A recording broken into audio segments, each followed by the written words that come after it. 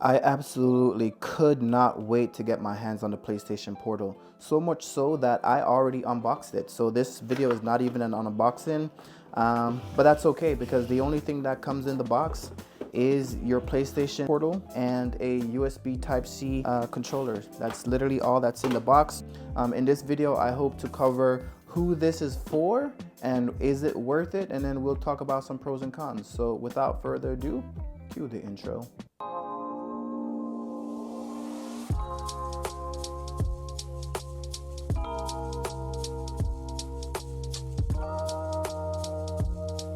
So first things first, this PlayStation Portal is essentially your PlayStation 5 controller with a 8-inch screen slapped right in the middle. Just to give you an idea of what that looks like. So this is my original PlayStation 5 controller, DualSense controller. As you can see, the PlayStation Portal is nearly identical. The only thing is you have this big 8-inch screen that is very welcomed. Another thing too is the joysticks on the Portal is slightly smaller than the joysticks on the normal controller. The D-pad is the same thing with the triangle, circle, square, and X, things like that. But it's worth noting that the joysticks are smaller. So just wanted to point that out. Does it really affect gameplay? It depends on the game that you're playing. I found that if I'm playing just like a game such as Horizon Zero Dawn, it didn't bother me too much, but if I'm playing Call of Duty Modern Warfare 3, then I had a lot of trouble getting used to it there. So I just wanted to go ahead and call that out. A lot of folks are like, well, you can just use this controller with your, let's say, iPhone. And while that works, it's just really nice to have your own dedicated system, the screen, controller, all in one. It just makes your quality of life that much better. So let's go ahead and put this to the side. So you have your power button, you have your button here.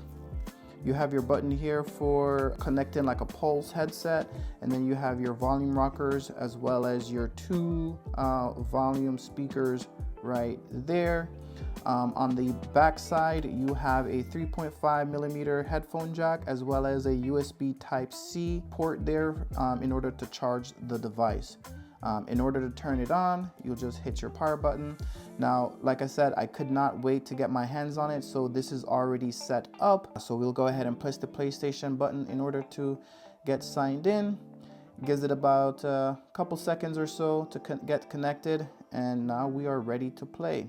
So right off the bat, one thing I wanted to mention is if you swipe here, you kind of get some options so you can disconnect.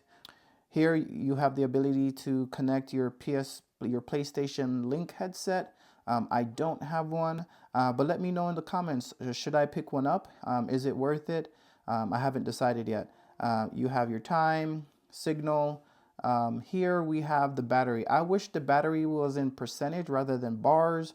3 bars doesn't really tell me much. I mean, I don't know if right now I'm on 10% or 30%. So it would be nice to have a percentage there. In terms of how I'm connected using my my home Wi-Fi. Now Sony recommends at a minimum having 5 megabytes per second for your connection speed, but they recommend at least 15. Luckily, my connection speed is a lot higher than both of those recommendations, so I have no issues connecting and playing over Wi-Fi. Obviously, if you have an Ethernet cable connected directly to your PlayStation, that's usually the best in terms of latency and speed. All right, so let's start off with some pros. The pros is right now I'm sitting in my office. My PlayStation 5 is over in the other room. And as you can see, I am playing Horizon Zero Dawn, no problem. So that's a pro. The portability, you can play at home, around the house, away from the house. As long as you're connected to Wi-Fi, you're good to go. So that's definitely a pro. All the buttons work. The volume is pretty loud. This is on max. Get a sense of how things sound. Turn this down a little bit. The other pro is the 8-inch screen. I think this is just the perfect screen real estate. Not too big, but not too small. So you still get the portability in the small 8-inch form factor. But it's not too small to where you can't see things, so everything is visible. The pros and cons. So I already mentioned portability. I mentioned, let's see if I can get up here. I mentioned the 8-inch screen, which is nice.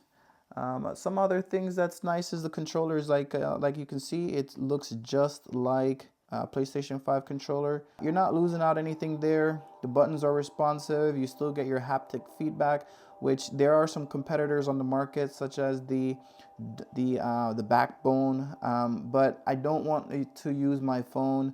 Like, I want to have that freed up while I'm playing my game, and so I think Sony really hit it out the park. This is not a hardware by any stretch of the imagination, in terms of you can't download games directly to your PlayStation Portal. This is meant to act as a companion to your PlayStation. So with that said, you do need a PlayStation 5. So yeah, so that's definitely there. Obviously, this was made for a certain audience, and I believe that I fit that category. So who was it made for? It's made for folks like myself who, I'm being attacked. All right, it's time to call my horse and get out of here. Oh, I don't have my horse. Where's my horse? All right, I guess we're gonna do it on foot. So it's made for a certain audience, mainly for folks who, they don't want to be glued to the TV. They want to have that freedom to move around, which is what I like. Also, for whatever reason, I just find that because my TV is mounted and it's quite a bit of a distance away, I don't feel as immersed when I'm playing video games laying in bed. So something like this, I still feel as if I'm close and up to the action.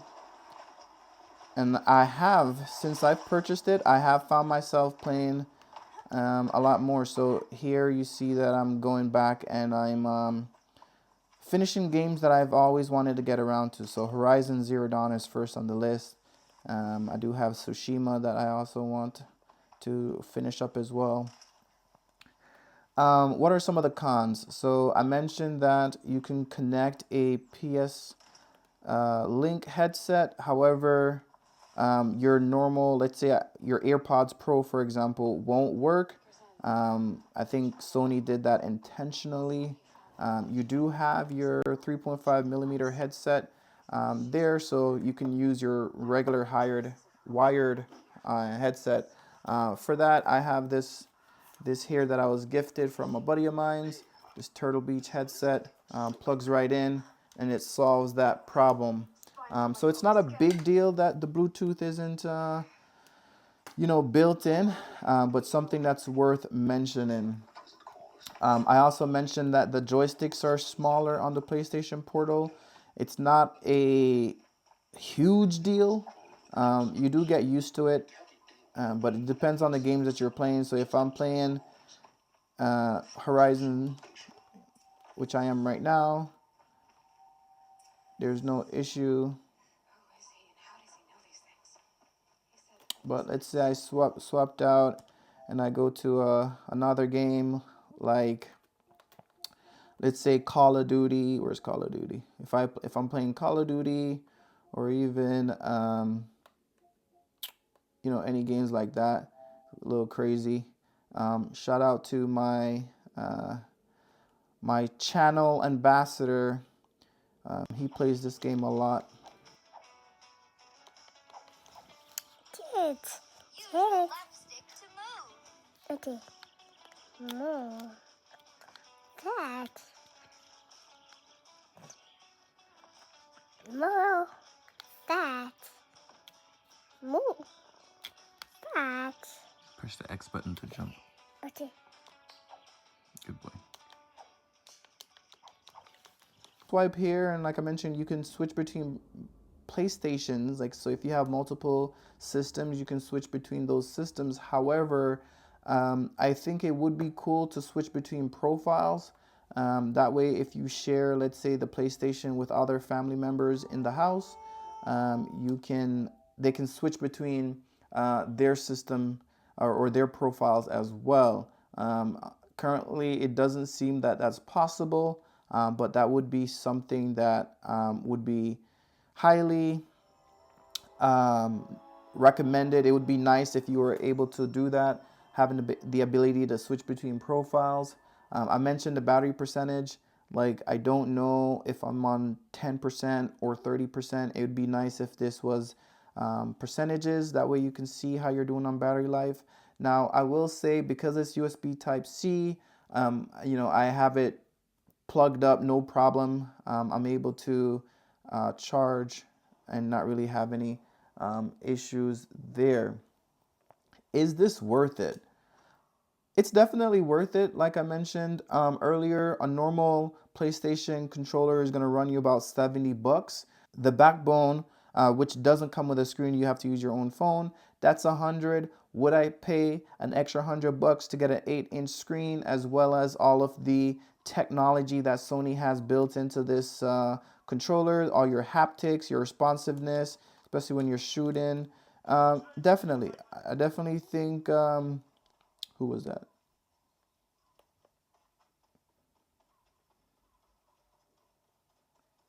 I know y'all heard that.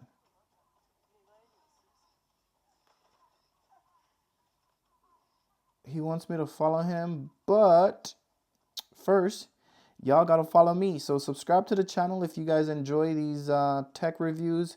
Um, Y'all have been crushing it lately. I just want to say that I was not expecting to be receiving so much views in such a small period of time. I just started my channel about 2 months ago, and the amount of comments, likes, shares that I'm getting, it's really a nice thing to see, and I appreciate every single one of you guys. So if you get value out of these type of things, please subscribe to the channel. Remember that this channel is really about everything personal finance and credit card. Now you might wonder, like, well, how does tech reviews fit into that? Well, it's personal finance, right? It's what I'm spending my money on, and helping you guys make a more educated decision in terms of if it's something that you should be spending your money on too. One thing I will also say is, I don't just go out and buy tech products. I usually research them for a while, make sure it's something that I really want. So it's not impulse purchases. So for example, for this PlayStation Portal, it came out mid-November 2023, and I recently just picked it up like a week ago. So I definitely waited like 3 months, 4 months before getting my hands on it. So I made sure this is something that I wanted. So I'm very happy with my purchase. I think the $200 price point was reasonable.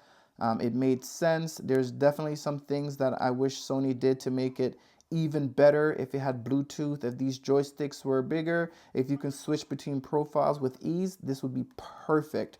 But I would give this an 8 out of 10. I think it's definitely clutch, especially for me who don't really like gaming in front of the TV. I like to have the flexibility of moving around. So I definitely think Sony made it for someone like me in mind. So if you're like me, you're going to enjoy this as well. If you want something that's portable, that you can play all around the house and not have to be glued to a TV. With that said, even though I can only use this as a external remote, right? So I can't play two-player mode and use this as a controller.